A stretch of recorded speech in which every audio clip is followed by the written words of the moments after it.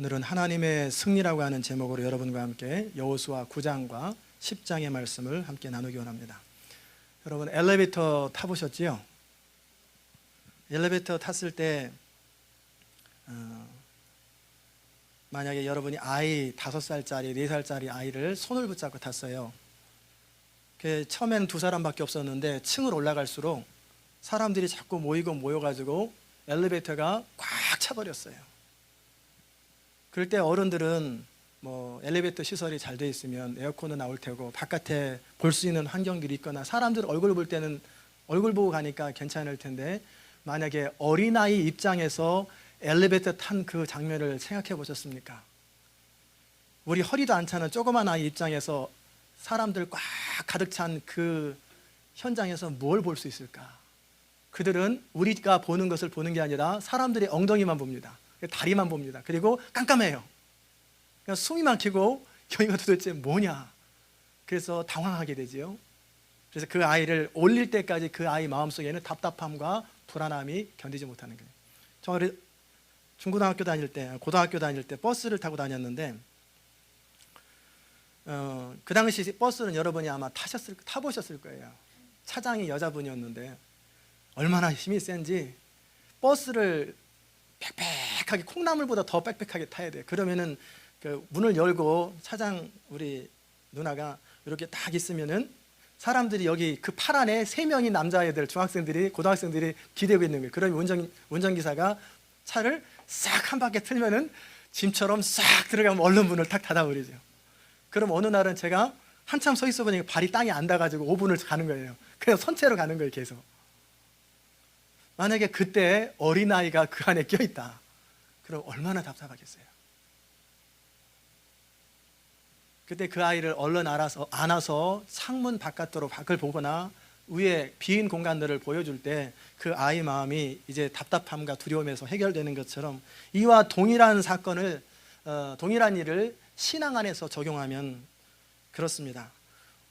우리의 삶의 자리가 우리가 보기에는 답답하고 막막하고 도무지 대책이 없고 망할 것 같은데, 마치 어린아이가 사람들의 다리와 엉덩이만 보이는, 가방만 보이는 그렇게 답답한 환경인데, 하나님의 관점에서 아이를 번쩍 들어가지고 어른의 관점에서 보듯이 하나님의 관점에서 우리 인생을 볼 수 있다면 입장이 달라지고 마음이 달라질 거예요. 우리에게는 그렇게 문제였고 도무지 가능성이 없어 보였고 소망이 없었던 그 문제가 하나님의 관점에서 바라보게 되면 문제는 더 이상 문제가 되지 않습니다. 여러분과 저의 인생의 평안이 언제 옵니까? 하나님의 관점, 하나님의 보시는 눈으로 우리 인생을 보게 되면서부터 평강은 시작되는 거예요. 환경이 풀리고 상황이 해결됐다고 평안이 찾아오는 게 아니에요. 잠시 마음이 편안할 뿐이죠. 진정 인생의 평강은 하나님의 관점으로 우리 인생을 볼 수 있는 믿음의 눈이 갖춰졌을 때 드디어 평강은 시작되는 것입니다. 우리가 볼 때는 내 인생이 끝난 것 같고 소망이 없어 보이는데, 하나님께서 이렇게 말씀하신다면 이제 내가 시작할 때가 됐구나. 나는 가능성이 끝났는데 하나님이 내가 시작할 때가 됐다라고 하는 그 하나님의 목소리만큼 우리 인생에 소망은 없어요.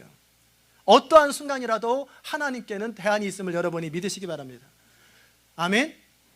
우리 삶의 자리가 어떠한다 할지라도 우리가 하나님의 보시는 눈으로 우리 삶을 볼 수만 있다면 우리 가슴 속에 평강은 늘 흘러넘치는 거예요.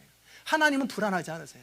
하나님은 과거, 현재, 미래, 창세전부터 창세 후 영원까지 같은 시간에서 같은 관점으로 동시에 바라보시기 때문에 하나님은 모르시는 것이 없고 새롭게 아시는 것이 없고 모든 것을 그 마음의 원대로 역사하시는 그 하나님이, 그 하나님의 보시는 눈으로, 그 믿음의 눈으로 우리가 우리의 미래를 볼 수 있고 이 교회를 볼 수 있고 우리 자신을 볼 수 있다면 우리는 평강이 흘러넘칠 거예요. 7월까지 이 장소를 써야 된다니까 또 어디로 가나, 길거리에서 예배드리나 막막하지 걱정할 거 없어요. 하나님은 우리의 걸음을 우리보다 앞서서 인도하시는 하나님이신 걸 여러분 믿으시기 바랍니다. 당장 내일밖에 더 이상 날짜가 없다 할지라도 오늘 이루실 수 있는 분, 내일 이루실 수 있는 분, 그분이 하나님이에요. 전에 집에서 우리 교회 예배 드릴 적에 저희 집 거실에서 예배 드렸어요. 그런데 어느 날 평상시 때는 제가 이웃 사람들한테 얘기 안 해서 파킹날 적절히 돼가지고 우리 교회 집에서 예배 드리는 거 아무도 몰랐어요. 알았는데 모른 척 한 건지. 그러니까 차가 늘 없으니까. 그런데 어느 날 주일날 제가 잠깐 까먹는 사이에, 바쁜 사이에 제 집 앞으로 차가 20대가 넘게 쫙 돼 있는 거예요. 그 순간에 필이 딱 오는데 신고 들어갔다. 서브디비전 안에서 이 차가 20대가 되면 이거 신고 들어가겠다. 그런 마음이 딱 다가오는 거예요. 그 순간에 하나님, 1년도 됐고 이제 옮길 때가 됐는데 이제 신고 들어갈 것 같습니다. 어떻게 하면 좋겠습니까? 그런데 친구 목사님이 전화가 왔어요. 제가 이제 안부차 전화할 때 그 친구 목사님이 그렇지 않아도 전화하려고 그랬는데, 사실은 제가 3개월 전에 교회를 하려고 장소를 마련해 놨는데 교회가 안 돼가지고 그냥 그만하려고 합니다. 그런데 혹시 시온교회 집에서 예배 드리는데 템퍼러리라도 예배 드리려면 그렇게 하십시오. 그래서 제가 가서 보니까 좁기는 되게 좁아요. 한 30명도 못 들어가는 공간. 그 공간에서 그래도 어떻게 해요? 그때 한 30명 어른들이 있었는데 그 공간에서 그러겠다고. 그리고 그 장소로 지미카로 쪽으로 딱 옮겨가는 순간에 그 주간에 카우디에서 전화 왔어요. 누군가 신고 들어왔는데 집에서 예배 드리냐. 그래서 우리 그랬었는데 이제는 안 드립니다. 우리 옮겼습니다. 그랬더니 그럼 괜찮다. 그 다음 이제 그 장소가 너무 이제 두 달을 예배 드리고 나니까 그 목사님이 그러시는 거예요. 누구한테 이 썸리스 나가가지고 이제 한 달 뒤에 나가셔야 되는데 알아서 하시라고. 죄송하다고. 그래서 죄송하겠니, 우리가 위급할 때 벗어났는데 감사하다고. 그리고 온 장소가 여기예요. 그때 30명 40명에서 이 장소 온 거예요. 애들 유스 4명, 아동부 3명, 4명인가 5명. 여기서 애들이 축구 차고, 여기서 조그맣게 의자 펴놓고 테이블 서너 개 놓고 이 장소를 오게 됐지요. 이 장소 올 때도 하나님께서 기가 막히게 정말 이 좋은 장소를 보여주시고 또 그 렌트비도 굉장히 싸게 해주셨어요. 그리고 에즈이트즈 조건으로. 그래서 성도들은 궁금해하는 거예요. 의아하게 생각하는 거예요. 목사님, 싼 것은 좋지만 그때 3,500불에 여기 왔거든요. 근데 우리는 사실 500불도 낼 형편이 안 되지만 그래도 한번 가봅시다. 가야 되니까. 조건이 뭐였냐면 랜드로드가 이 장소가 8,000불짜리 장소인데 그렇게 싸게 해줄 텐데 대신에 에즈이트즈로 하고 우리는 언제든지 당신들을 내보낼 수 있고 당신들은 무조건 1년 계약해야 되고 1년 써야 되고. 그러니까 집사님들이 그런 세상에 불공평한 조건이 어디 있습니까? 그분들은 언제든지 나가라면 나가는 거예요. 우리 한 달 전에 노티스 주면. 그럼 우리는 계약된 기간까지 무조건 써야 되는 거예요. 그래서 제가 그 말씀 드렸어요. 하나님께서 우리와 함께 하시고 또 모든 환경을 주관하신 하나님께서 우리가 나갈 때가 되면 나갈 길을 여실 것이고, 나갈 상황이 안 되면은 아무도 여기 렌트 안 들어오거나 건물 사는 사람이 없을 것입니다. 걱정하지 마세요. 우리의 걸음을 우리가 합니까? 하나님이 더 잘 아시지. 그래서 지금까지 오게 된 거예요. 매 순간마다 우리가 사건들을 대할 때, 문제들을 대할 때마다 우리의 바라보는 눈으로, 우리의 마음으로 대하면 불안합니다. 막막하고 급해져요. 조급해지죠. 그러면 성급한 의사결정을 하게 되죠. 그러면 실수하게 되는 거예요. 그러나 하나님의 영원하신 눈으로 우리 인생을 바라보게 되고 우리의 미래를 바라보게 된다면 우리는 어떤 순간에서도 평강을 누리게 되는 거예요. 저는 오늘 말씀을 여러분과 함께 나누면서 여러분이 그런 하나님의 관점을 가지시기를 주의 이름으로 축원합니다. 그게 믿음이에요. 믿음은 다른 게 아니라 하나님이 보시는 것처럼 나도 보는 거예요. 하나님이 생각하시는 것처럼 나도 생각하는 건 그게 믿음입니다. 이게 훈련되면 우리 인생은 마음껏 하나님과 동역하면서 쓰임받을 수 있는 거예요. 저는 오늘 가나안 땅의 정복 이야기를 다루면서 하나님의 승리를 살펴볼 것입니다. 말씀을 듣는 여러분 안에 믿음이 생기시길 바라요. 그리고 여러분의 삶의 자리에서도 우리의 승리가 아닌 하나님이 하셨습니다라고 고백하는 하나님의 승리를 경험하시기를 주의 이름으로 축원합니다. 하나님의 승리는 뭐냐면 언약의 성취예요. 가나안 땅 정복 사건은 인간의 입장에 보면은 여호수아와 또 이스라엘 백성들이 열심히 나름대로 하나님께 순종해서 나갔던 사건이로 볼 수 있지만, 그리고 나름대로 최선을 다해서 하나님 앞에 최선을 다하고 전쟁을 해서 나간 싸움이라고 볼 수 있지만, 하나님의 관점에서 바라보면 또 다릅니다. 이미 아브라함에게 약속하신 거예요. 430년 전에 이미 4대 만에 이제 때가 된 거예요. 가나안 땅을 주시기로 약속한 그때가 되어서 가나안 땅 들어가는 것이고, 이삭과 야곱에게 확인시켰고, 모세를 통해서 한 40년 전에 가려고 그랬는데 아직 준비가 안 돼서 40년 좀 더 기다렸다가 확실히 준비되면 가라. 그래서 이제 그때가 되어서 하나님의 강권적인 역사하심을 따라서 요단강이 갈라지고 여리고성이 무너지고, 그리고 가나안 땅의 모든 전투를 다음 주에 또 보겠지만 모든 승리는 하나님의 강권적인 역사하심을 따라 저절로 승리가 다 이루어지는 거예요. 이게 바로 하나님의 주권적인 섭리입니다. 비록 이스라엘 백성들이 실수해도, 잘 못해도, 흔들려도, 때로는 무너져도 그때 그거보다 더 중요한 하나님의 역사가 있어요. 그건 뭡니까? 하나님의 강권적인 역사하심과 이끄심이라는 거예요. 여호수아 9장을 보시면 우리는 무슨 장면을 보냐면, 여호수아와 백성의 지도자들이 그 땅 거민 기브온 사람들한테 속는 장면이 나와요. 아이성 전투에서 실패를 이제 극복하고 다시 하나님 앞에 섰을 적에 전쟁을 승리로 이끌게 됐잖아요. 그러자 이 가나안 땅 사람들이 긴장하게 된 거예요. 아주 긴장하면서 이제는 그 소문 들어서 알아서 저 사람들이 이 땅을 다 점령하게 될 거고 우리는 꼼짝없이 죽게 될 텐데 어떻게 하면 좋으냐. 평상시에는 연합을 안 하다가 그때는 가나안 땅 남쪽에 있는 사람들이 전부 다 다섯 왕이 연합을 했어요. 특별히 강한 나라 사람들이 연합을 해가지고 이제 이스라엘을 대적하자. 그런데 그 가운데 기브온이라고 하는 민족이 있었는데, 이 사람들은 생각해 보는 거예요. 우리가 연합해도 안 된다. 세계 최강의 나라 이집트를 무찌르고 나온 사람들, 광야에서 농사도 짓고 뭐 아무것도 안 하는데 그냥 40년간 먹고 살았던 사람들, 요단강이 갈라지고 여리고성이 막 무너지는데 이거 우리가 무슨 수로 저 사람들을 이기겠느냐. 이때는 우리가 살아남는 방법으로는 속이는 수밖에 없다. 그들과 타협을 하는 수밖에 없다 생각하고 나서 약삭빠르게 현실 파악을 한 거예요. 그리고 나서 어떻게 했냐면 대표 사신들을 보냈지요.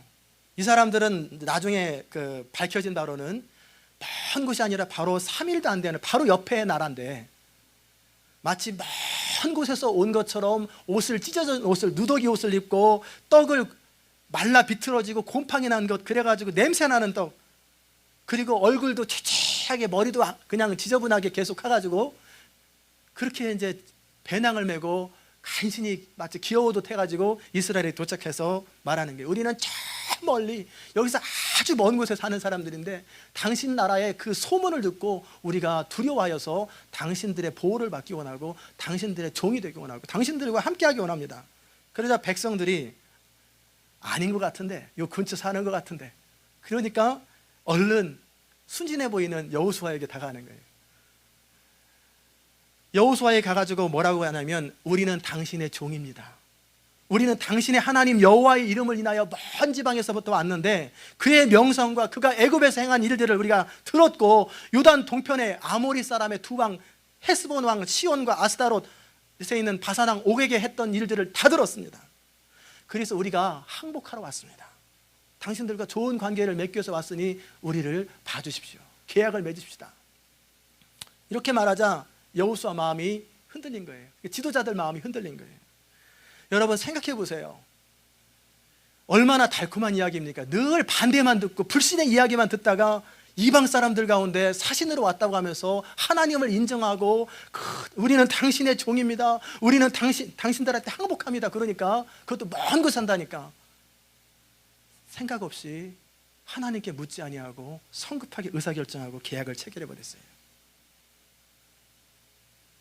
사단은요, 이렇게 광명한 천사처럼 가장해서 우리가 강할 때는 약한 모습을 보이고 비는 모습으로 다가오고, 우리가 약할 때는 비아냥거리고 조롱하고 우리를 사로잡아 버립니다. 우리가 늘 끼어있지 않으면, 하나님께 묻지 않으면 우리는 언제든지 실패할 수 있다는 거예요. 환경과 상황이 급하다고 해서 이 사람들은 쉽게 의사결정할 수 있지요. 세상 사람들은요, 자기 유익을 위해서는 얼마나 지혜로운지 몰라요. 더더욱이 사단은요, 우리 넘어뜨리는 데 있어서 얼마나 머리가 좋은지 몰라요. 그런데 예수 잘 믿는 사람일수록, 또 예수 믿는 사람일수록 참 단순해요. 그리고 잘 믿고요, 순진해요. 그러다 보니까 여호수아와 지도자들은 아이성 전투에서도 하나님께 묻지 아니하고 그렇게 급하게 의사결정해서 실수했는데, 이번에도 또다시 그 실수를 하는 거예요. 그리고 나서 이제 그들과 계약 체결하고 보내고 나서 가보니까 2, 3일 거리니까, 백성들이 2, 3일 걸음이면 금방 가깝잖아요. 차로도 막 25마일밖에 안 되는 거리니까 그 금방 가서 보니까 그 사람들이 거기 있는 거예요. 너희들 어떻게 하다가 그렇게 우리를 속였느냐 그러자 이 사람들이 변명 안 해요. 죽여주십시오. 우리는 당신들의 손에 있으니 죽이든 살리든 우리가 알아서 할 테니, 아니 그냥 우리는 기다릴 테니 당신들의 처분에 맡깁니다. 사실은 겸손한 말 같지만 다 머리 쓴 거예요. 하나님의 백성들이 하나님께 맹세를 하고 서약하면 변하지 못한다는 걸 알고 그렇게 쇼를 하는 거예요. 그러자 여호수아와 지도자들은 이미 하나님의 이름으로 한 약속이기 때문에 어쩔 수 없이 그들과 계약을 유지할 수밖에 없고 그들을 보호할 수밖에 없었던 거예요. 이로 인해서 백성들의 원망을 들었어도 우리는 어쩔 수 없다. 하나님께 이미 약속을 했기 때문에 어쩔 수 없다. 그렇게 해서 그 가나안 땅을 다 정복하라고 하는 하나님의 그 명령을 놓쳐버리는 거예요. 우리가 꼭 기억해야 될 건 뭐냐면 하나님은요 우리를 강제하지 않으신다는 거예요. 하나님은 우리의 선택을 주목하시고 우리의 선택을 인정하신다는 거예요. 선악과를 먹고 심지어는 하나님을 거역하는 선택을 한다 할지라도 그 선택을 존중하세요. 물론 선택 이전에 하나님의 성령으로 감동하시고 부담을 주시고 경고도 하시고 계속 그러겠지요. 그러나 그럼에도 우리가 의지를 가지고 선택해버리면 그 선택대로 또 이끄시는 분이에요. 거기에서 또 다시 회개하면 최선의 삶을 인도한다 할지라도, 그렇기 때문에 하나님께서 이 기브온 사람들과 계약을 맺었던 이스라엘 백성들 그 무효, 나는 기브온 사람들 그 남아있는 거 원치 않아, 다 쓸어버려, 그럴 수 있지만 하나님은 그렇게 하지 않은 거예요. 하나님의 이름으로 서약을 하고 맹세하는 것을 지켜라.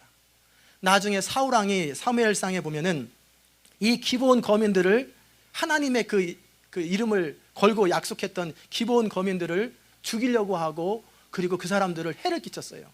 그런데 무슨 일이 생겼냐면 다윗 시대 때 기근이 생기는 거예요. 비가 안 와가지고, 요즘 조지아에 비가 많이 안 왔었잖아요. 그래가지고 3년 내내 농사도 안 되고 아무것도 안 돼버리는 거예요. 그래서 이 깨어있는 사람들이 하나님 앞에 기도하면서 도대체 문제가 뭐냐 그럴 적에 하나님이 이 기브온 거민들을 해치려고 하는 것, 그들이 하나님을 향해서 당신들의 백성이 약속을 어기고 이렇게 합니다, 이럴 수 있습니까? 막 하나님을 향해서 하소연하더라는 거예요. 그래서 기브온 사람들을 찾아갔지요. 우리가 어떻게 해야 너네들이 하나님을 향해서 그렇게 원망의 말을 그치겠느냐? 사울 지파 사람들 7명을 잡아주십시오. 그래서 사울 지파, 사울의 후손들 7명을 잡아서 주니까 그 사람들이 목매달아 죽여버렸어요. 그러자 그들이 원한이 끝나고 그들이 안전함을 느끼자 이제 하나님을 향해서 그 하소연하고 불평하던 것들을 다 그쳐버리자 즉시에 비가 오고 기근이 끝나버리는 거예요. 이게 하나님 앞에서 우리가 약속한 것들에 대한 하나님이 바라보시는 것이 얼마나 중요한 거예요. 그리고 우리가 선택한 것이 얼마나 중요한 거예요. 어쨌든 이스라엘 백성들과 이 백성의 지도자들 여호수아는 하나님께 묻지 않아서 신중하지 못한 결정으로 어쩔 수 없이 가나안 땅의 그 장소를 얻지 못했고, 그 동시에 그들을 보호하고 돌봐야 되는 처지에 있게 된 거예요. 그런데 그때 무슨 일이 있었냐면 이 5나라 왕이 연합했는데 보니까 저 기브온 족속들이, 저 나라가 여호수아와 이스라엘 백성하고 같이 편이 돼버리니까 화가 나는 거예요. 우리가 힘을 합쳐서 이스라엘을 무찔러야 되는 저런 배반자 해가지고 기브온부터 치자 해가지고 기브온에 쳐들어온 거예요. 그러자 이 기브온 나라 사람들이 이스라엘 사람들에게 우리는 당신들의 종들인데 우리를 보호하시고 우리를 건져달라고 그러니까 꼼짝없이 전쟁에서 그들을 보호해주러 갈 수밖에 없는 거예요. 그런데 하나님은 이런 이스라엘 지도자들과 또 여호수아의 실수와 잘못에도 불구하고 어떻게 그것을 선으로 바꾸십니까? 5나라를 그러니까 연합해서 쳐들어온 걸 바라보면서 여호수아가 나아갔어요. 그때 두려워하고 있는 여호수아, 너무 많은 사람들이 산더미처럼 바다의 모래처럼 이렇게 쳐들어오니 이스라엘 백성들이 두려운 거예요. 여호수아도 두려울 때 말씀하셨어요. 두려워 말라. 내가 그들을 내 손에 붙였으니 그들의 한 사람도 너를 당할 자가 없으리라. 그리고 여호수아가 백성들과 함께 전사들과 함께 추격하러 갈 적에 그들과 함께 하셔서 무조건 다 이기게 하고 이스라엘은 죽지도 않게 만들고 그렇게 승리하게 했을 뿐만 아니라 하나님이 우박을 내리되 얼마나 우박을 내렸는지 우박 맞으면 사람들이 죽어요. 그래서 칼에 죽는 사람들보다 우박에 맞아 죽은 사람들이 더 많았더라. 완전히 하나님의 승리가 일어날 수 있게 하셨고, 또 그 다음에 여호수아가 해가 지려고 할 적에 뭐라고 선포했냐면 태양아 멈춰라 그러면서, 태양이 왜 날씨 껌껌해지면 전쟁을 못 하잖아요. 그러니까 태양아 멈춰라 했더니 그 기도도 들어주세요. 그래서 태양이 멈춰가지고 계속 더 싸워서 완전히 멸망시킬 때까지. 하나님이 도우시는 손길을 보는 거예요. 여기서 우리는 무엇을 보게 됩니까? 비록 인간의 연약함에도 불구하고, 실수에도 불구하고, 부족함에도 불구하고 가나안 땅을 내가 너에게 주겠다고 하셨던 하나님의 약속대로 하나님은 그대로 응답하시고, 그리고 하나님의 거룩한 백성 삼기로 결정하신 그대로 주권적인 섭리 가운데 그들을 인도하셨다는 거예요. 저는 제일 좋아하는 성경 구절 저 말입니다. 지존자가 친히 시온을 세우리라. 이 시편 87편 5절에 나와 있는 그 약속, 이 교회는 하나님이 주신 비전대로 결국 그쪽으로 가게 됩니다. 스텝 바이 스텝으로 가되 우리가 빨리 따라가면 빨리 갈 것이요 천천히 따라가면 천천히 간다 할지라도 하나님이 결국 그 비전을 이루어 가시는 거예요. 그것은 하나님의 강권적인 섭리에 의해서 이끌어져 가는 거예요. 만약에 우리가 이렇게 하나님의 섭리와 주권을 믿을 수 있다면 우리 인생이 얼마나 평강이 넘치고 얼마나 확신이 넘치겠어요. 여러분, 하나님께서 여러분을 택하셔서 하나님의 자녀 삼으신 걸 믿으십니까? 여러분, 예수 믿으십니까? 그러면 여러분의 보호자는 누구십니까? 잘 모르겠어요. 여러분의 보호자는 누구십니까?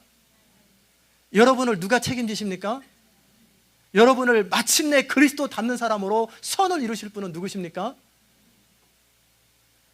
우리 인생은 그 하나님의 손 안에 있는 거예요. 하나님은 심지어 뭐라고 말씀하셨냐면 여호수아에게 전쟁도 시작하기 전에 그들 가운데 한 사람도 살아서 가지 못하고 전부 다 네 손에 맡겨주겠다. 이미 전쟁하기도 전에 승리를 선포해버렸어요. 하나님은 약속을 이루시는 분이시요 하나님의 주권적인 섭리 가운데 우리의 걸음을 인도하시는 분이신 걸 여러분이 믿으시기 바랍니다.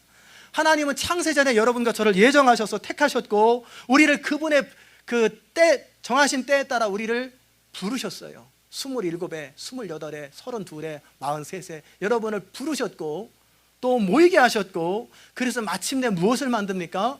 그리스도를 닮는 사람을 만들어 가시는 거예요. 그리고 그분의 선하신 인도하심 속에 우리의 걸음이 있다고 하는 사실을 여러분이 믿고 살 때 우리의 걸음은 얼마나 평강 있고 얼마나 은혜 가운데 확신이 있는지 몰라요. 다윗은 이 믿음을 가지고 있었기 때문에 무슨 고백을 하냐면 여호와는 나의 목자시니 내가 부족함이 없으리로다. 그가 푸른 초장과 맑은 물가로 잔잔한 시냇가로 인도하신다고 고백하는 거예요. 다윗은 푸른 초장도 경험했고 맑은 시내도 경험했죠. 그러나 때로는 사망의 음침한 골짜기도 경험했어요. 그럼에도 불구하고 무슨 고백합니까? 내가 사망의 음침한 골짜기를 거닌다 할지라도 해받음을 두려워하지 않을 것은 주께서 나와 함께 하십니다. 주의 지팡이와 막대기가 나를 안위하시나이다. 이 믿음을 가지고 있었기 때문에 그 가슴에는 평강이 넘치고 그 가슴 속에서는 내 잔이 넘치나이다. 여러분 안에 이 믿음이 계시기를 주의 이름으로 축원합니다. 사랑하는 성도 여러분, 여러분은 버린 자가 아니에요. 여러분은 잊혀진 자가 아니에요. 여러분의 지금 삶의 자리가 어렵고 힘들 때 왜 하나님이 나를 버리셨는가, 왜 하나님이 나를 잊으셨는가 라고 탄식할 수 있지만 하나님은 버리시지 않습니다. 성경에서 네 부모는 너를 버릴지라도 나는 너를 버리지 아니하리라. 하나님이 약속하셨어요. 우리 주님께서 우리의 걸음을 인도하실 때 그분의 계획대로 가장 최선으로, 우리가 이제 두 번째 타이틀에 보는 것처럼 믿음을 가지고 하나님께 반응하는 상황에서 가장 최선의 삶으로 우리를 인도하시고 마침내는 하나님의 승리를 경험하게 하실 것을 믿으시기 바랍니다. 두 번째 하나님의 승리는 무슨 승리냐면 믿음의 승리예요. 한번 따라서 합시다. 하나님의 승리는 믿음의 승리이다. 하나님의 승리는 우리의 믿음의 반응을 통해서 완성된다는 사실을 또한 여러분이 기억하시기 바랍니다. 하나님이 아무리 전능하셔도 우리의 믿음의 반응이 없으면 하나님은 일하지 않습니다. 물론 믿음을 주시는 분도 하나님이시고 우리의 믿음을 성장시키시는 분도 하나님이시죠. 중요한 것은 하나님을 향해서, 그분이 말씀하신 것을 향해서 우리의 믿음의 반응을 보여드릴 때 이 믿음을 통해서 하나님은 그 다음 단계를 계속 이뤄가시는 분이에요. 믿음이란 뭡니까? 하나님이 말씀하신 것에 대한 신뢰, 하나님의 뜻대로 되기 원한다고 하는 소원이 담긴 그 신뢰를 우리는 믿음이라고 하는 거예요. 여호수아는 비록 자신이 실수했고 부족하지만 뭘 믿고 있었냐면 하나님께서 이미 가나안 땅을 주셨다라고 하는 약속을 신뢰한 거예요. 그래서 기브온 거민이 요청하자 주저없이 군사를 모으고 비록 두려움이 있어도 그냥 나가는 거예요. 환경이 그러니 두려움이 생기겠죠. 그런데 일단 싸우러 나가는 거예요. 왜? 승리는 우리 거기 때문에. 그 약속을 믿은 거예요. 그러자 하나님은 여호수아의 마음을 위로하시지요. 두려워 말라. 내가 네 손에 그들을 붙였으니 그들 중에 한 사람도 너를 당할 자가 없으리라. 이 말씀을 받자마자 더 확신에 차가지고 전쟁에서 승리를 거두게 되죠. 믿음의 사람은 뭐냐면 이 믿음의 확신이 있는 사람, 하나님의 말씀을 신뢰하는 사람이 믿음의 사람이에요. 도무지 상대가 되지 않고 도무지 계산이 안 되는 싸움임에도 불구하고 담대하게 나가는 여호수아를 바라보면서 하나님은 무엇을 주셨냐면 그 믿음으로 말미암는 믿음의 보상, 가나안 땅 정복을 여호수아에게, 그 전쟁의 승리를 허락하신 거예요. 저는 여호수아를 바라보면서 참으로 실수도 잘하고 그러지만 하여튼 행동주의자니까 믿음이 대단한 것 같아요. 전쟁이 한창 진행 중인데 날은 저물어 가요. 그럼 아직 싸울 것은 많이 남고 저 사람들은 아직도 그대로 있는데 날씨가 껌껌해지면 싸움을 못 하잖아요. 그러면 그들 도망갈 것이고 다음에 전열을 갖춰서 오면은 위기가 다가오니까 무슨 선포를 하냐면 하나님을 향해서 기도하는 마음으로 선포하는 거예요. 태양아 너는 멈출지어다. 달아 너는 멈출지어다. 여러분 이런 선포 해보셨어요? 태양아 너는 멈춰라. 달아 너는 멈춰라. 그랬더니 태양이 멈춰버려요. 시간이 멈춰버리는 거예요. 근데 시간이 멈추면 이 사람들도 멈춰야 되잖아요. 왜? 태양이 멈췄으니까. 근데 태양은 돌았는지 몰라도 지구만 멈췄는지 몰라도 시간은 그대로 가는데 태양이 멈춰 있는 거예요. 여호수아의 믿음을 보면 참으로 놀라움을 금할 길이 없어요. 40년 전에 가나안 땅을 정탐할 때도 10명의 정탐꾼은 안 된다. 그것은 우리 힘으로 안 된다. 어렵다는 부정적인 이야기를 하는데 그래서 온 백성들은 이 대세가 그러니까 그쪽으로 다 기울어졌어요. 그래서 탄식하고 울고 있는데 여호수아가 무슨 고백을 합니까? 너희는 하나님을 거역하지 말라. 하나님이 우리와 함께 하시면 그 땅을 우리에게 주실 것이요 그들은 우리의 밥이라. 이게 믿음이에요. 백성들이 그 말을 듣고 돌로 치려고 하죠. 너 잘났다, 너 잘났다, 네 믿음 좋다 하고 돌로 치려고 할 때 그때 어떻게 하시니? 하나님이 나타나시는 거예요. 그리고 누가 옳았는지 정확하게 심판해줘 버리는 거예요. 여호수아의 믿음은 살아있는 믿음이에요. 하나님에 대해서 온전한 믿음이에요. 그러기에 그는 과감하게 그들을 다 붙이셨다는 하나님의 약속을 믿었죠. 그러자 태양아 너는 멈춰라 그래 버리는 거예요. 하나님의 전능하심 바로 이런 믿음의 선포와 이 믿음을 통해서 이루어집니다. 우리 안에 겨자씨만한 믿음이 있다 할지라도 그 믿음을 보시고 하나님은 산이 움직이는 일들을 하게 하세요. 엄청난 일을 하게 하세요.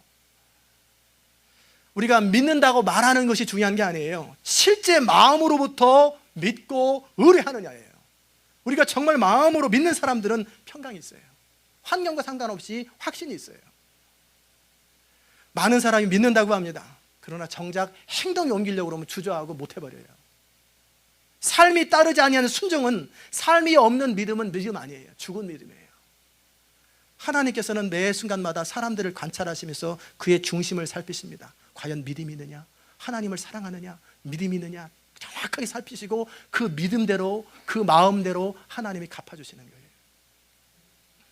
얼마나 대단합니까? 그렇다고 여호수아가 욕심을 따라 구하는 것도 아니에요. 욕심을 따라 구하면 하나님이 거절하십니다. 하나님의 백성을 위하고 하나님의 말씀에 순종하기 위하여 믿음을 가지고 선포할 때 하나님은 태양마저도 멈춘다는 거예요. 미 항공우주국의 나사라고 하는 곳에 해롤드 힐이라는 과학자가 하나님을 믿게 된 배경은 이렇습니다. 이 사람은 무신론자예요. 불신자였는데 어느 날 슈퍼컴퓨터를 가지고 우주 전체의 시간을 계산해 봤어요. 수백만 년 전에 그 지구의 역사를 또 추적해 봤어요.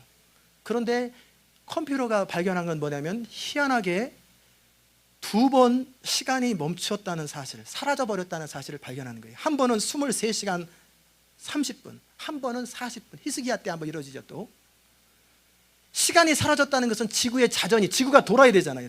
자전이 감속했거나 멈췄다는 얘기예요. 도무지 이 해답을 찾을 길이 없었습니다. 그런데 어느 날 성경을 읽는데 이 우리가 읽었던 여호수아 10장 12절 13절을 딱 읽는 순간에 온몸이 얼어붙는 거예요.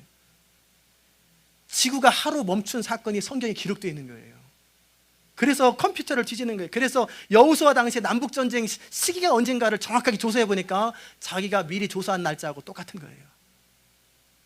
그러자 땅바닥에 엎드려져서 나의 하나님, 당신은 정말 계셨군요. 당신은 정말 계셨군요 하고 무신론자가 그리스도인으로 바뀌어버렸다는 거예요. 사랑하는 성도 여러분, 하나님은 살아계세요. 그분은 전능하십니다. 지구의 자전을 멈추면서도 우주의 질서를 깨트리지 아니하고 운행하실 수 있는 분이 하나님이세요. 그분은 지금을 바라보시되 과거, 현재, 미래를 같은 관점에서 같은 시간에, 왜? 그분에겐 무시간 속에 존재하기 때문에 모든 것을 후회 없이 이루실 수 있는 분이 하나님이세요. 만약에 우리가 그 하나님을 믿는다면, 정말 우리가 그 하나님을 믿어드린다면 우리는 우리 믿음의 사이즈만큼, 하나님을 믿는 믿음의 사이즈만큼 우리 인생이 달라진다는 것입니다. 여러분과 저의 인생의 크기, 이 교회의 크기는, 이 교회 하나님 앞에 쓰임받는 인생의 그 교회의 크기는 어느 정도까지입니까? 우리가 믿어드리는 하나님에 대한 믿음의 크기예요. 하나님께서는 우리의 믿음을 통해서 모든 일을 하실 수 있습니다. 시편 81편에 하나님 뭐라고 말씀하셨냐면 탄식하시는 거예요.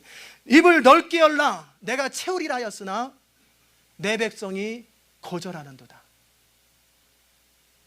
입을 넓게 열라란 말은 욕심부리란 말이 아니에요. 하나님의 나라와 영광을 위해서 순수한 마음을 갖되 꿈을 가지라는 거예요. 인도의 위대한 선교사였던 윌리엄 캐리는 그의 평생의 좌우명을 이사야서 54장 2, 3절에 뒀는데, 내 장막터를 넓히며 내 처소의 휘장을 아끼지 말고 넓게 펴되 너의 줄을 길게 하며 너의 말뚝을 견고히 할지어다. 이는 내가 좌우로 퍼지며 내 자손은 열방을 얻으며 황폐한 성읍들로 사람 살 곳이 되게 할 것입니다. 이 말씀을 설교하면서 그의 평생 좌우명은 뭐냐면 하나님으로부터 큰 것을 기대하라, 그리고 하나님을 위해 큰 일을 시도하라. 한번 따라서 해봅시다. 하나님으로부터 큰 것을 기대하라, 그리고 하나님을 위해 큰 일을 시도하라. 저는요, 앞으로 우리 교회가 세계에서 가장 선교비를 많이 지출하는 교회가 되길 원해요. 그걸 꿈꾸고 있어요. 전 세계 구석구석에 도움의 손길을 미치는 그곳에, 하나님 나라가 이루어지는 그곳에 우리의 손길이 들어가기를 원해요. 여러분이 사업을 해도요, 욕심을 가지고 하지 말고 큰 꿈을 가지고 하나님 나라와 영광을 위해서 큰 일을 시도하시기를 주의 이름으로 축원합니다. 큰 걸 꿈꾸세요. 그리고 큰 일을 하시고 그렇게 많은 물질을 버세요. 그래서 그 물질을 가지고 하나님께 헌금하시고 하나님 나라 확장하는 일에 쓰임받기를 바랍니다. 카네기는 구두수선공이었어요. 철공소에서 어느 날 취직해서 가난하지요. 얼마 돈도 못 받죠. 몇 불도 못 받죠. 그런데 하나님을 위하여 큰 꿈을 꾸었고 소망을 가졌는데 하나님은 그 꿈을 이루셨고 세계 최고의 부자를 만드신 거예요. 돈이라고 하는 것은요, 중립입니다. 선한 것도 아니고 악한 것도 아니에요. 그 돈이 믿지 않는 자들의 손에 가면 어떻게 됩니까? 자기 명예와 허영심과 욕심을 채우는 일에 그 돈이 쓰임받아요. 그러나 그 돈이 믿는 자의 손, 정말 하나님을 사랑하는 자의 손에 들어가면 하나님의 나라를 위해서 값지게 사용되는 거예요. 저는 중국의 그 임원준 선교사님 같이 지난번에 대화하면서 그분의 비전이 뭐냐면, 중국 차이나의 동경 110도선에 인도네시아까지 쭉 연결돼서 계속해서 동진해오는 모슬렘 세력이 있어요. 그리고 이쪽에서 기독교가 서진해 가고 있는데 거기 라인에서 방어막을 쳤으면 좋겠고 그것을 계속 서쪽으로 밀었으면 좋겠다는 거예요. 그래서 그분의 꿈은 거기 라인에 워낙 넓으니까 2000개 교회를 세우는 게 꿈이래요. 그래서 정말 신학생들을 훈련시켜서 교회를 다 담당시켜서 그런 교회를 만들어서 이 전체적인 흐름을 반대로 앞으로 전쟁은 무슬림과 전쟁이, 유태인과 전쟁이요, 캐톨릭과 전쟁이 될 거예요. 이런 흐름을 가게 될 거예요. 그럴 때 정말 이 일을 하고 싶은데 제가 물어봤어요. 얼마나 듭니까? 2000개 교회 세웠는데. 그럴 때 800만 불 든대요. 그때 제 마음속에 소원이 생기더라고요. 우리 교회가 그거 지원하면 되겠네. 우리 교회가 한 달에 헌금이 많이 들어와서 선교비로 500만 불씩 지출할 수 있으면 좋겠다. 그러면 한 달이나 두 달치 보내면 2000개 교회 생기겠네. 아멘? 그러면 안 좋겠어요? 사람들이 몰려오든 여러분이 부자 되든지 둘 중에 하나 하면 되잖아요. 사람들이 몰려오면 돼요. 아니면 여러분이 부자 되든지. 그래서 많이 하나님 나라를 위해서 물질을 들여서 정말 인도에, 아프리카에 정말 그렇게 물질이 필요한 곳에 미국이 가지고 있는 게 물질이 많잖아요. 그거를 보낼 수 있다면 얼마나 좋겠는가. 이게 제 꿈이 되는 거예요. 이제 저는 선포합니다. 이렇게 선포하고 기도하면 하나님이 결국 이루실 거예요. 여러분, 크게 되세요. 크게 되세요. 큰 꿈을 가지고, 큰 믿음을 가지고 기도하시고 바라보시고 꿈꾸세요. 그러면 그 믿음대로 됩니다. 인생은 능력이 뛰어난 사람이 크게 되는 거 아니에요. 비전이 있고 꿈이 있고, 그리고 그 꿈에 대해서 대가를 지불할 용의가 있는 사람이 이 큰 인생을 사는 거예요. 태양을 멈춰라. 미쳤구나. 그러나 여호수아는 어떻게 합니까? 태양아 멈춰라 그러니까 실제 태양이 멈춰버리는 거예요. 여호수아의 그 믿음이 하나님께 인정되는 거예요. 그리고 전쟁을 승리로 이끌었을 뿐만 아니라 이스라엘 백성들을 가나안 땅으로 들여보내시는 거예요. 그리고 하나님의 목적이 이루어지는 일에 통로로 쓰임받는 거예요. 우리가 시대적 부흥의 통로로 쓰임받는다고 그러잖아요. 정말 그렇게 전 세계 구석구석에 우리가 후원할 수 있다면 얼마나 좋고, 이 지역사회 애틀란타의 모든 한인들, 스페니시들, 모든 사람들이 시온 인터내셔널 교회 하면은 정말 좋은 교회, 이 지역사회를 책임지는 교회, 어려운 일 있으면 그 교회 가면 해결되는 교회, 얼마나 좋겠어요. 아멘입니까? 그런 교회 같이 하면 좋잖아요. 그런 교회 비전을 이루어가고 전 세계 구석구석에 도움의 손길을 펼치고, 선교사님들이 마음껏 선교하는 일에 네트워크로 연결해서 그 선교 사역들을 우리가 후원하고 지원하고 이끌어갈 수 있으면 얼마나 좋겠어요. 사이즈 크다고 뛰어난 교회가 아니라 하나님의 소원을 마음껏 이루어드릴 수 있는 그 사람, 그런 교회가 하나님의 사람이요 뛰어난 교회가 되는 거예요. 세 번째, 하나님의 승리는 철저한 승리입니다. 여호수아는 그런 강권적인 역사하심으로 전쟁을 승리로 이끌었어요. 그런데 이 전쟁을 한참 하는 중에 그 연합군 나라 다섯 왕이 막게다 굴에 숨어 있었습니다. 그 소식을 듣고 여호수아가 뭐라고 그랬냐면, 그 굴문을 커다란 바위로 가여가지고 못 나오게 해라. 그 전쟁 끝날 때까지 그 사람은 거기 갇힌 거예요. 전쟁 끝나자마자 굴문을 열어가지고 다 나오라고 하라. 그리고 나서 이스라엘 백성들을 다 모았어요. 그리고 그 다섯 나라 왕을 땅바닥에 누이고 백성의 군대 장군들, 지도자들을 모아가지고 나처럼 똑같이 해. 그리고 그 전쟁에서 항상 이기면 그렇게 하는 거거든요. 목을 발로 밟고 지나가는 거예요. 한 사람씩 하면서 너네들도 다 밟아. 다 목을 밟고 지나가는 거예요. 그리고 그들에게 뭐라고 선포하냐면, 두려워 말고 놀라지 말고 마음을 강하게 하고 담대하리라. 너희가 더불어 싸우는 모든 대적이 앞으로 계속 이 싸움에서 여호와께서 다 이같이 함께 하시리라. 그들 마음속에 확신과 담대함을 주신 거예요. 근데 왜 이렇게 철저하게 목을 밟고 그 사람들을 철저하게 멸해야 됩니까? 신명기 7장에서 여호수아가 하나님께서 모세를 통해서 하신 말씀이 뭐냐면, 가나안 백성을 진멸하되 철저하게 진멸하라 말씀하셨어요. 그 이유는 뭐냐면 가나안 문화와 동화되지 말라는 거예요. 하나님은 하나님의 백성들이 철저하게 구별되기 원하셨어요. 하나님의 백성으로 품위를 유지하기 원하셨어요. 그 하나님은 동일하게 여러분과 저에게 말씀하십니다. 품위를 유지하라는 거예요. 하나님의 백성으로 품위를 유지해라. 우리 삶의 죄악들을 제거하되 철저하게 제거하라. 하나님은 회개하는 사람에게 자비를 보여주시지만 우리 속의 죄에 대해서는 자비를 보여주지 않으십니다. 하나님이 무궁한 사랑으로 여러분과 저를 사랑하시는 사랑이 있지만, 그러나 죄는 그 아들이라도 십자가에 달려 죽게 하실 만큼 죄는 미워하시는 거예요. 그러기에 우리 죄가 처리되어야 하나님이 우리를 통해서 역사하시는 겁니다. 죄를 처리하는 방법은 두 가지입니다. 하나는 공개적인 죄를 처리하는 방법, 하나는 내면의 죄를 처리하는 방법이에요. 다섯 왕의 목을 밟고 죽이는 것처럼, 아간의 범죄를 공개적으로 처형한 것처럼 우리 삶에 공개적으로 처형되어야 될 것이 있어요. 교회에서 하든 집에서 하든 다른 사람에게 내 마음을 표현해서 그 문제를 해결해야 될 죄가 있어요. 그 죄는 갈라디아서 5장 20절 이하에 나와 있는데 뭐라고 나와 있냐면, 음란과 탐욕과 질투와 싸우는 건, 험담하는 건, 중상하는 건, 자랑하는 건, 부정, 불순, 비열함, 우상숭배, 원한, 시기, 악한 기질, 불화, 파벌주의, 술취함, 방탕과, 이런 것들은 확실하게 처리해야 돼요. 이런 것들 중에서 단 한 가지만이라도 잡혀 있으면 사망에 이르게 되는 거예요. 분명히 성경은 갈라디아서 5장 21절에 뭐라고 말씀하셨냐면, 이런 것을 행하는 자는 하나님 나라 유업으로 받을 수 없다는 거예요. 이 중에 한 가지라도 걸리면 여러분 하나님 나라에 못 갑니다. 이 문제 이 문제 정리 안 하면 하나님께서 용서 안 하세요. 그렇기 때문에 공개적으로 확실하게 처리해야 돼요. 내 힘으로 할 수 없는 죄악들이에요. 그렇기 때문에 내 힘으로 안 되기 때문에 누군가의 도움을 받아서 정리하고 해결해야 돼요. 두 번째, 눈에 보이지 않는 죄가 뭐냐면 불순종하는 것, 자만심, 이기심, 우리 속에 순간순간 찾아온 악한 생각들, 사람들 눈에 안 발견됩니다. 다른 사람을 향해서 원통한 마음을 풀지 않는 것, 속으로 계속 가지고 있는 것, 세속적인 생각, 순수하지 못한 마음, 이런 내면의 죄악들이나 자기 연민, 위선, 불성실한 건, 이런 건 사람들에게는 보이지 않지만 하나님께서 점검하시는 거예요. 이것은 하나님과 관계 속에서 성령의 도우심으로 해결받아야 돼요. 눈치챘기 때문에 문제가 되는 게 아니라 죄를 숨기는 자는 형통하지 못함이라 성경이 분명히 기록하고 있어요. 이 죄 문제가 해결되지 않으면 하나님이 함께하지 않으세요. 다윗도 그토록 사랑하는 다윗이라 할지라도 하나님의 성신이 함께하지 않아요. 왜? 남의 아내 범하고 살인죄를 저질러서 이 문제를 정리하기 전까지는 하나님이 함께하지 않습니다. 아간의 문제를 해결하기 전까지는 하나님의 신이 함께하지 않습니다. 정리해야 하나님이 함께하는 거예요.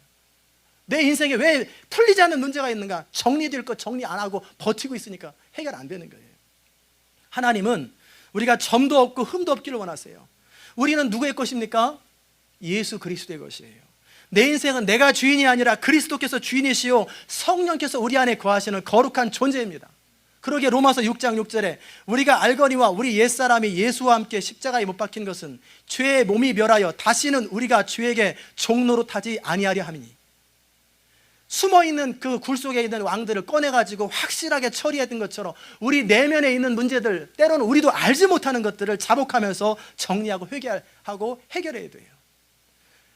그만큼 하나님이 더 역사하는 거예요. 우리가 정결하게 된 만큼 더 깊이, 더 넓이, 더 많이 하나님이 역사하세요.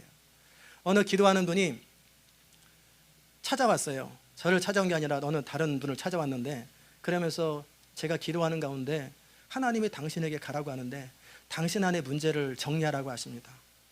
그러자 이 사람이 그 말씀을 딱 듣고 자기도 내가 뭔지 지금 하나님과 관계가 막혀 있는 것 같은데 뭔지 잘 모르겠다. 나도 정확하게 설명이 안 된다. 이거 어떻게 하면 좋을까? 그러자 그 기도하는 분이 그러더라는 거예요. 사단이 당신에게 그 문제를 숨겨놨군요.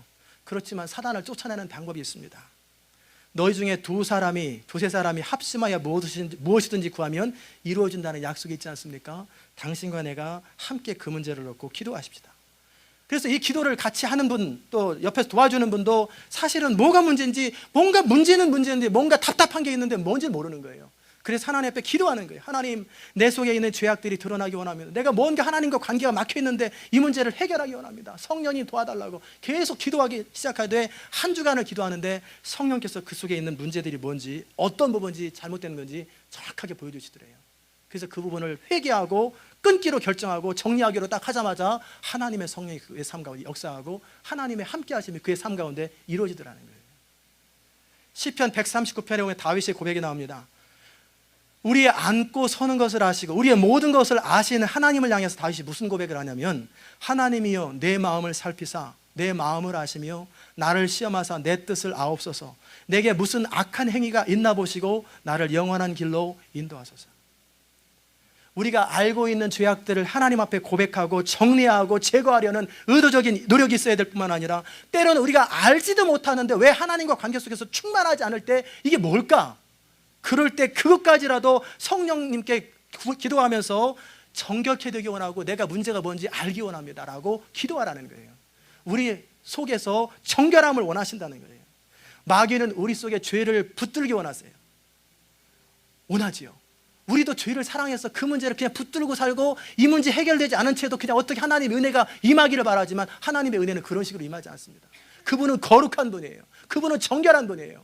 우리 삶에 회개되지 못한, 정리되지 못한 죄가 있는 상태에서 하나님의 도우면 어떻게 됩니까? 우리는 그렇게 살아도 되는 줄 알아요. 그렇기 때문에 돕지 않습니다.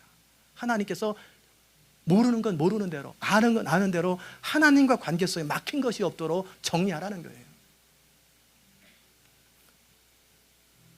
우리가 이렇게 죄악이 제거되는 만큼, 하나님 앞에 정결하게 되는 만큼 성령의 임재가 강하게 다가오고 하나님의 능력이 우리 삶 가운데 나타나는 거예요. 우리 안에 부정함들이 철저하게 다스려지기 원하는 거예요. 하나님의 통치, 하나님의 다스림이 우리 삶의 모든 영역에 다 구석구석에 미치기 원하시는 것, 하나님이 우리의 인생의 모든 부분에 왕이 되기 원하는 거예요. 어떤 부분에는 하나님이 로드십 되고 주일날은 주인 되고, 그게 아니라 우리의 일주일 내내가 이 부분은 이게 내가 내 영역입니다 아니에요. 우리 삶의 모든 영역을 그분이 다스리기 원하는 거예요. 그분의 주인됨을 인정하지 않을 때 우리는 죄 가운데 거하는 거예요. 우리가 그렇게 하나님의 다스림을 받기 원하고 하나님의 통치를 경험하기 원하고 철저하게 죄와 구별된 삶을 살기를 원할 때, 물론 그럼에도 때때로 넘어지지만 그럴 때 하나님의 은혜가 임하기 시작하고요, 하나님의 도구가 되기 시작하고요, 하나님의 은총이 흘러 넘치기 시작하는 거예요. 사랑하는 여러분, 고집스럽게 버티지 마세요. 하나님과 관계 속에서 거룩함과 깨끗함을 유지하시기 바랍니다. 우리 힘으로 안 되면 성령이 계속 하시겠다는 거예요. 아무리 우리 죄가 주홍 같은 죄가 있다 할지라도 정직하게 고백하고 정리하기를 소원하면 우리 죄악을 제거하시되 기억조차 아니하시고 그리스도의 보혈로 우리를 씻어주시고 정결케 하시는 거예요. 그렇게 깨끗한 상태에서 하나님과 교제하는 기쁨하고 죄 있는 상태에서 나름대로 죄를 누리는 거하고는 차원이 달라요. 지옥과 천국처럼 달라요. 삶이 달라요. 하나님과 그 생명력 있는 교제가 틀려요. 예배가 틀려요. 사랑하는 성도 여러분, 말씀을 마무리합니다. 하나님의 승리를 경험하고 싶습니까? 그러면 하나님의 관점에서 하나님이 보시는 눈으로 우리 인생을 볼 수 있는 믿음이 있어야 돼요. 하나님의 보시는 눈으로 우리의 삶을 볼 때 우리 인생을 제대로 볼 수 있게 되는 거예요. 먼저 하나님의 주권적인 능력을 믿으시기 바랍니다. 그분이, 우리가 그분께 맡겨드리기만 하고 그분을 의지하기만 하면 그 주권적인 섭리 가운데 우리를 결국은 이끌어가고, 우리가 실수하고 넘어지고 자빠지고 그런다 할지라도 다시 일어나서 하나님을 의지하기로 결정하고 하나님께 나오기만 하면 그분은 강권적인 힘에 의해서 다시금 선을 이루시고 다시금 새롭게 하시는 분이세요. 그리고 그 하나님을 신뢰하시기 바랍니다. 우리가 하나님을 신뢰하는 만큼 우리 인생은 달라지고요, 우리가 하나님을 신뢰하는 만큼 우리의 삶은 달라지는 거예요. 그리고 세 번째 말씀드린 대로 죄악들을 제거하되 하나님이 원치 않는 것들을 철저하게 제거하십시오. 마음으로부터 미워하세요. 그리고 성령의 도움으로 정리하시기 바랍니다. 그럴 때 우리는 하나님의 승리를 경험하게 될 것입니다. 하나님의 승리를 경험하면 우리 입에서는 감사와 찬양이 끊이지 않고요, 야, 이게 예수 믿는 거구나, 이게 능력이구나, 이게 승리구나, 그것을 경험하게 될 거예요. 이 말씀을 들으신 여러분 모두에게 이 축복이 넘치시기를 주의 이름으로 축원합니다. 기도하십시다. 하나님 아버지, 감사합니다. 오늘도 이렇게 주님 앞에 나와 주의 음성 앞에 서게 하시니 감사합니다. 하나님, 우리 인생을 세상 사람들이 보는 관점, 내가 보는 관점으로 보지 말고 하나님의 관점으로 볼 수 있는 믿음의 눈을 열어 주옵소서. 영적인 눈을 열어 주옵소서.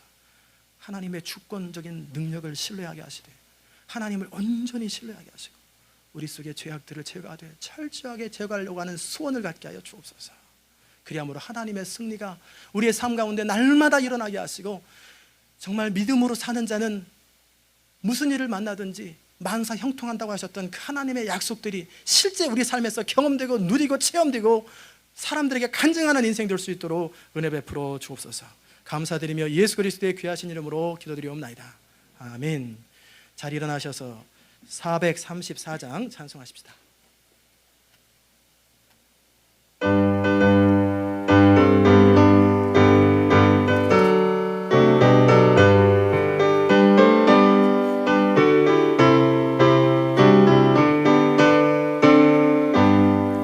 나의 갈 길 다가도록 예수 인도하시니 내 주 안에 있는 긍휼 어찌 의심하리요. 믿음으로 사는 자는 하늘 위로 받겠네. 무슨 일을 만나든지 만사 형통하리라. 무슨 일을 만나든지 만사 형통하리라. 나의 갈 길 다가도록 예수 인도하시니 어려운 일 당한데도 족한 은혜 주시네. 나는 심히 고단하고 영혼 매우 가라나 나의 앞에 반석에서 샘물나게 하시네. 나의 앞에 반석에서 샘물나게 하시네. 나의 갈 길 다가도록 예수 인도하시니 그의 사랑 어찌 그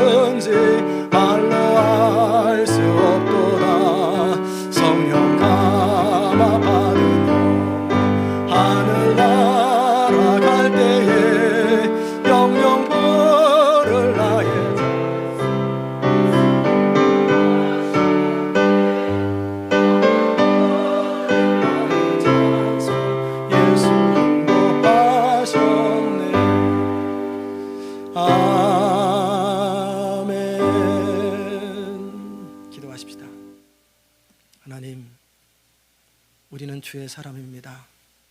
우리는 주의 백성입니다. 우리 삶 가운데 주님께서 말씀하시기를 너희가 내 안에 거하고 내 말이 너희 안에 거하면 무엇이든지 원하는 대로 구하라. 그리하면 다 이루리라. 너희가 내 안에 거하면 절로 과실을 맺는다고 말씀하셨습니다. 요셉이 손을 대는 것마다 형통했던 것은 그가 하나님 안에 거했기 때문인 것을 고백합니다. 하나님, 우리도 그렇게 하나님 안에 거하게 하여 주시옵소서. 그리함으로 우리 삶에 날마다 승리가 지속되게 하시고 우리 삶에 승리의 깃발이 흘러넘칠 수 있도록 은총 더하여 주시옵소서.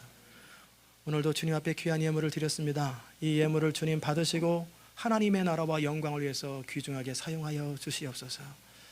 11조 예물을 주께 드린 성도들, 물질의 선한 청지기가 되게 하여 주옵소서. 내가 벌었다고 내 맘대로 쓰는 악한 자가 아니라 하나님의 선한 청지기가 되어서 주인의 부르심에 합당한 인생이 되어서 물질을 통해서도 하나님 앞에 영광스럽게 쓰임받을 수 있도록 은혜 베풀어 주옵소서. 감사 예물을 주께 드린 사랑하는 성도들, 때로는 환경적으로 어려워도 믿음으로 감사하며 선포하는 주의 백성들, 믿음의 영광, 감사의 축복을 경험하게 하여 주옵소서. 주일 예물을 주께 드린 성도들, 매 예배 때마다 주의 임재를 경험하게 하시고 주님의 터치하심을 통하여 변화되는 인생 되게 하여 주옵소서.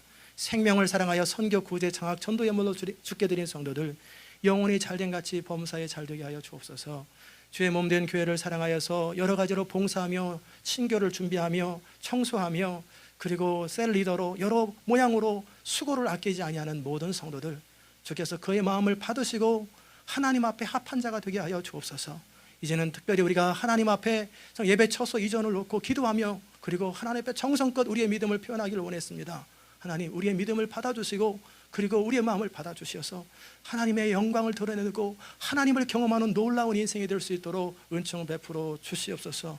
우리의 모든 것이 주께로부터 왔기에 모든 것을 주께로 드려오니 주님 받으시고 우리의 인생이 온전히 하나님의 손에 붙잡혀서 영광스러운 인생, 아름다운 인생 될 수 있도록 축복하여 주시옵소서.